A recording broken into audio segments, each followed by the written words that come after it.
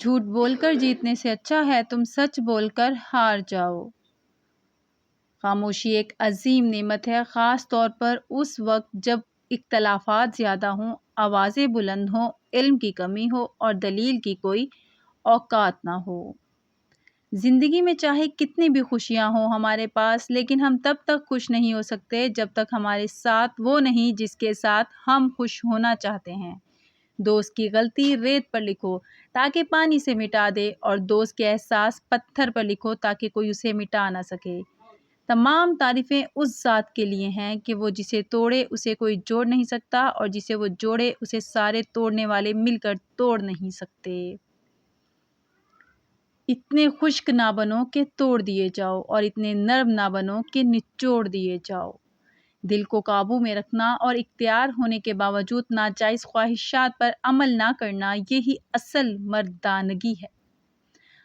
حضرت علی رضی اللہ تعالیٰ عنہ نے فرمایا، زندگی کی اصل خوبصورتی یہ نہیں کہ تم کتنے خوش ہو، بلکہ زندگی کی اصل خوبصورتی تو یہ ہے کہ دوسرے تم سے کتنا خوش ہیں۔ یہ ظاہر نہیں کرتا کہ آپ غلط اور دوسرا صحیح ہے، بلکہ یہ ظاہر کرتا ہے کہ آپ کے رشتے کی اہمیت آپ کی انا سے بڑھ کر ہے۔ حضرت علی رضی اللہ تعالیٰ عنہ فرماتے ہیں، جو شخص آپ کی قدر نہیں کرتا اس سے چپ چاپ دور ہو جاؤ۔ زندگی میں خود کو کبھی کسی انسان کا عادی مت بنانا، کیونکہ انسان بہت خود غرض ہے۔ جب آپ کو پسند کرتا ہے تو آپ کی برائی بھول جاتا ہے، اور جب آپ سے نفرت کرتا ہے تو آپ کی اچھائی بھول جاتا ہے۔ لوگ پوچھتے ہیں تم کچھ بدل گئے ہو، بتاؤ ٹوٹے ہوئے پتے اب رنگ بھی نہ بدلیں کیا؟ حضرت علی رضی اللہ تعالیٰ عنہ نے فرمایا، جس زمین پر بارش نہ ہو وہاں کی فصلیں برباد ہو جاتی ہیں، اور جس گھر میں دین نہ ہو وہاں کی نسلیں برباد ہو جاتی ہیں۔ سیدنا عثمان رضی اللہ تعالیٰ عنہ سے روایت ہے کہ نبی اکرم صلی اللہ علیہ وسلم نے فرمایا، تم میں سب سے بہتر وہ ہے جو قرآن سیکھے اور اس کی تعلیم دے۔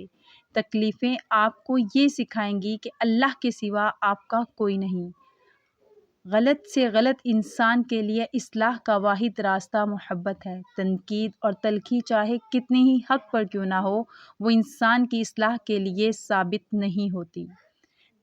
تیری قدرتوں کا شمار کیا، تیری وسعتوں کا حساب کیا، تو محیط عالم رنگ بو، تیری شان جل جلالہ۔ تکلیف میں ہمیشہ صبر سے کام لیا کرو، کیونکہ سونے کو آگ سے آزمایا جاتا ہے اور مومن کو تکلیف سے۔